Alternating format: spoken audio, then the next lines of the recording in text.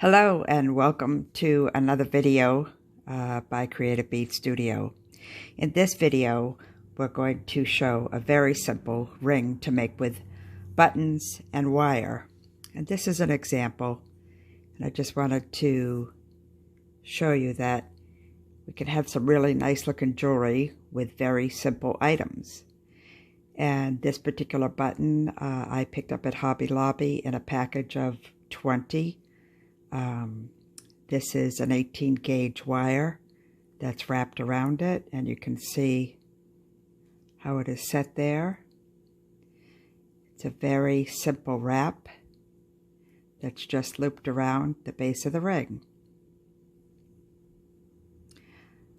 So that's one example, and it's the simplest. And the next stage after that would be getting to this stage where you would again do the wrap around a ring mandrel, wrap around the button, and then continue that wire down the sides of the ring just to make it a little more decorative.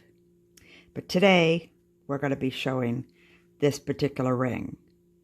But as an alternative for people who have more difficulty working with wire, also be aware that this ring's easily made with the elastic thread, the button, and it can be made to be, stretchy so it'll fit a size 6 to 8. And another sample of that, these are with size 8 seed beads. Another sample of that is what I'm wearing, made with duos and 11/0s.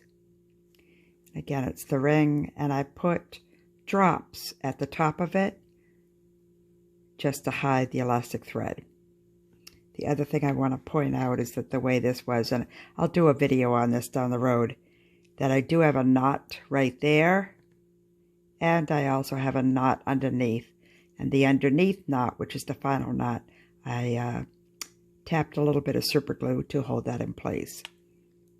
And again, it's done with elastic, and it's stretchy from a size 6 to an 8. But it looks pretty sharp. So we'll get back to this ring. What I wanted to show is that you can make that with buttons that have 4 holes, buttons that have 2 holes,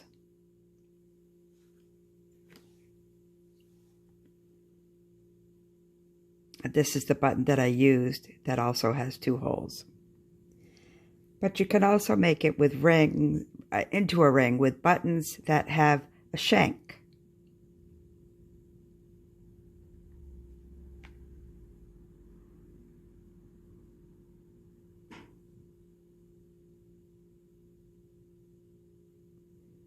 And if you've got a button collection or your mother's or grandmother's buttons, do go through them, because you'll find buttons like this and like this in there that are worth making into jewelry.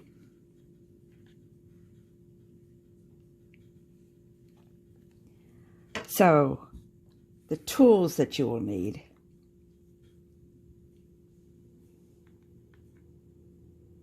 I use flush cutters,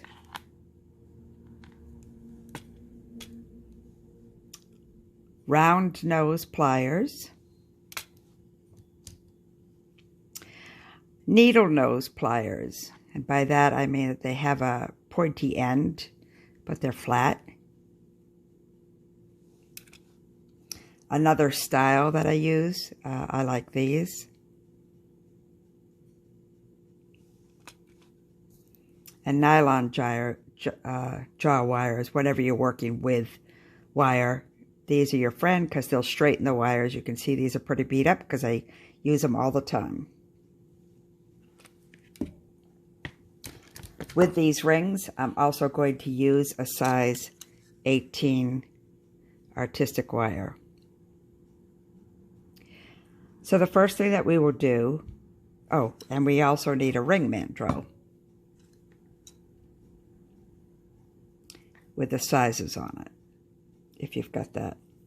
The other thing that's handy dandy to harden the wire afterwards is just a little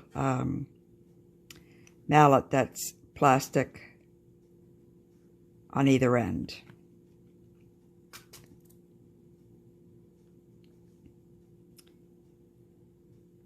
Okay, so the first thing that we need to do is wire. We take that out. We want approximately 8 inches, but you can see how that's kind of got a few kinks in it, which is why you want your nylon jaws wires.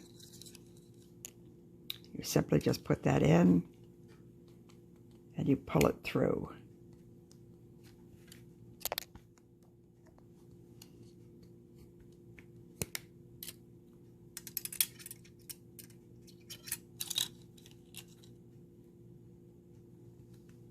It helps to harden your wire. It also gets those kinks out.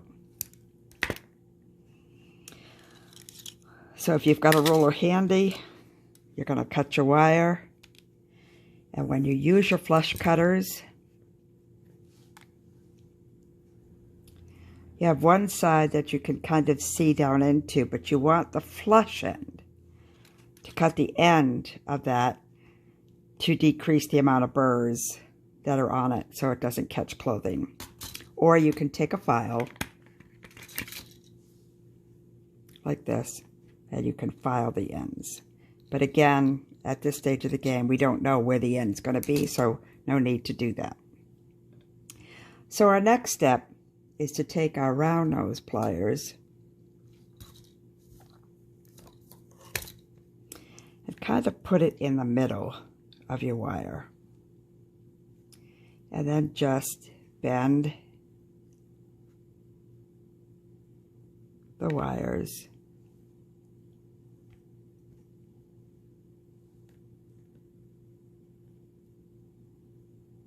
so that they look like that. So at this stage of the game, you still want to get that in a little tighter by squeezing it. You'll be inserting that into the button. But what I wanted to point out before we get started too much is I don't use very many 4-hole buttons, but because the button needs to be center, you do not want to do this. You don't want to use the 2 holes to the right or left. You want to use the holes on the diagonal, like that. I don't know if you can see that, but it would look like that.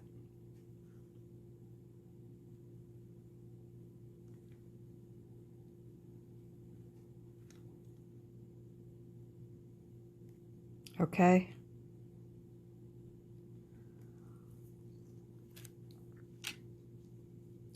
So what I'm going to do is, I really like the idea, just to throw a little more in it, is I like the idea of that button on top of that button. So what I'm going to do is go into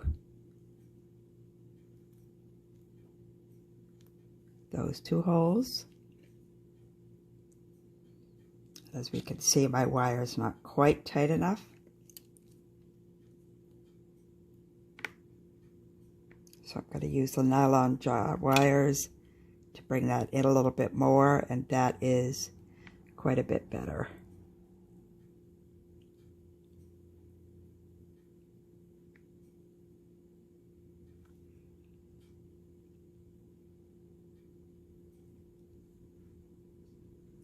And then I'm going to go into the button I want as the base, but on the diagonals.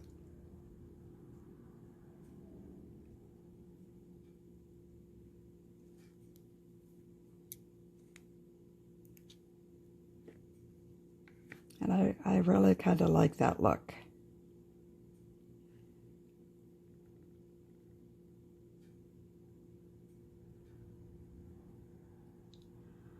So at the base,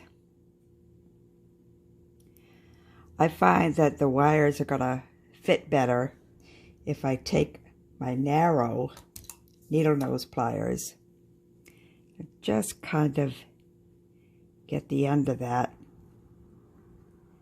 and do a right angle.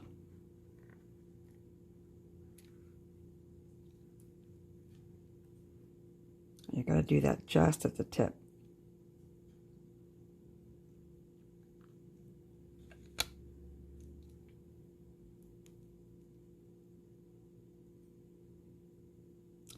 Then you're going to take your ring mandrel, and I tend to be a 6.5. So I'm going to wrap that at the 6.5. And this isn't going to fit just right now because you've got that little 1/4 inch divot thing. So you're going to want to cross your wires in the back and come up to either side. And I'm going to make it kind of go under the button on this side, under the button on that side. And while it's on the ring mandrel, I'm going to bring that one around that way, and that one around that way. Then I'm going to take it off the ring mandrel, and I am going to continue to wrap that wire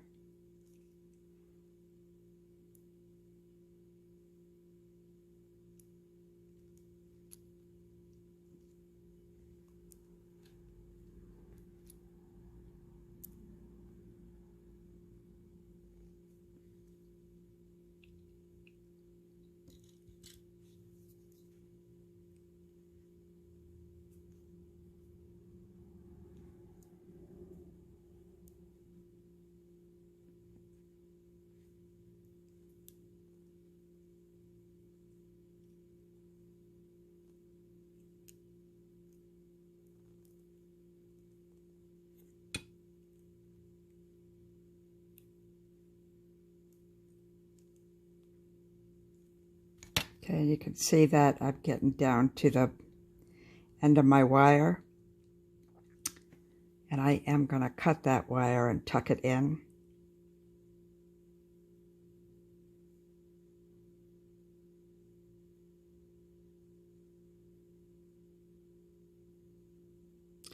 And again, remember what I said about cutting with a flush end so that we don't have the burrs.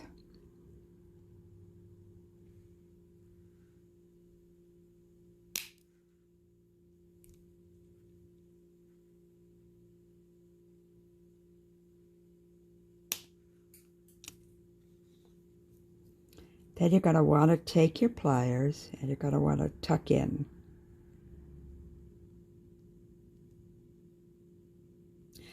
So there's no sharp edges.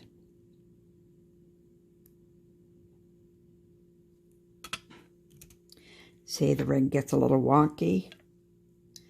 So put it back on your ring mandrel. And this is where I take my little plastic hammer. What this does is harden the wire. Even though it's plastic on plastic, it does help it keep its shape.